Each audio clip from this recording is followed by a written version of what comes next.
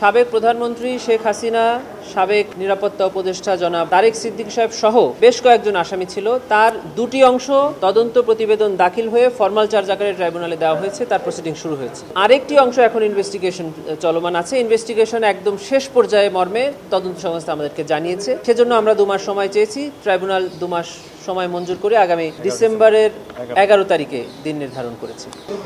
আরেকটি হলো যে এই বিবিধ মামলা থেকে যে দুটি মামলা ট্রাইব্যুনালে এসেছে, সে দুটি মামলাতেও সাবেক প্রধানমন্ত্রী, তার নিরাপত্তা উপদেষ্টা, তৎকালীন স্বরাষ্ট্রমন্ত্রী সহ বেশ কয়েকজন অবসরপ্রাপ্ত এবং সার্ভিং সামরিক কর্মকর্তারা আসামি হিসাবে ছিলেন। আপনারা জানেন যে ওনাদেরকে দুটি মামলায় এই ট্রাইব্যুনালে হাজির করা হয়েছিল। সেই মামলার পরবর্তী তারিখ নির্ধারণ করা হয়েছিল 20 নভেম্বর। প্রসিকিউশনের পক্ষ থেকে আজকে একটি আবেদন করে এই মামলার তারিখ পরিবর্তনের জন্য আমরা একটা প্রার্থনা করেছি। সেই আবেদন মঞ্জুর হয়ে আগামী নভেম্বর মাসের 23 তারিখে ও দুইটি মামলার পরবর্তী তারিখ নির্ধারণ করা হয়েছে। অতএব ওনাদেরকে পরবর্তী তারিখ যেটা 20 নভেম্বর ছিল সেটা পরিবর্তিত হয়ে 23 নভেম্বরে পরিবর্তিত হয়েছে এবং স্থানান্তরিত হয়েছে। এটা আমরা প্রসিকিউশনের প্রিপারেশনের কারণে, আমরা প্রসিকিউশনের পার্সোনাল ডিফিকাল্টিজ আছে মর্মে উল্লেখ করে এই আবেদনটি করেছিলাম। 3 দিন শিফট করেছি যথাযথ প্রস্তুতি।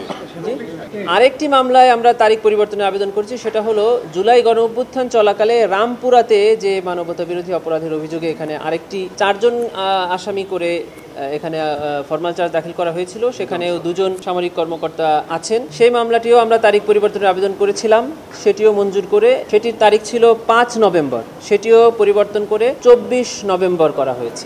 যেটা আইনে বলা আছে সেটাই আইনের ব্যাখ্যা। এখন সেনা সদর দপ্তর সিদ্ধান্ত নেবেন যে এই আইন অনুযায়ী কবে ওনাদেরকে এই আইনটা ওনাদের ক্ষেত্রে প্রয়োগ করবে। যতক্ষণ না প্রয়োগ করেছেন ততক্ষণ পর্যন্ত তো ওনারা সার্ভিং বলাই যেতে পারে। জি, সাবেক প্রধানমন্ত্রী শেখ হাসিনার বিরুদ্ধে জুলাই গণঅভ্যুত্থান চলাকালে যে মামলাটি চলছিল, এটি আপনারা জানেন যে রায়ের তারিখ নির্ধারণের জন্য একটি তারিখ দেওয়া হয়েছে।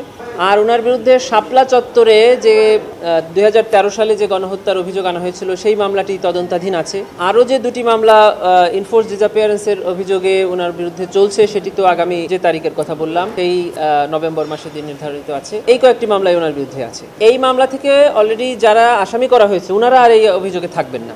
এই 11 জনের মধ্যে দেখবেন বেশ কিছু আসামি অলরেডি ওই দুটি মামলাতে আসামি হয়ে গেছে, ইনক্লুড হয়ে গেছে, তারা আর এখানে থাকছে না।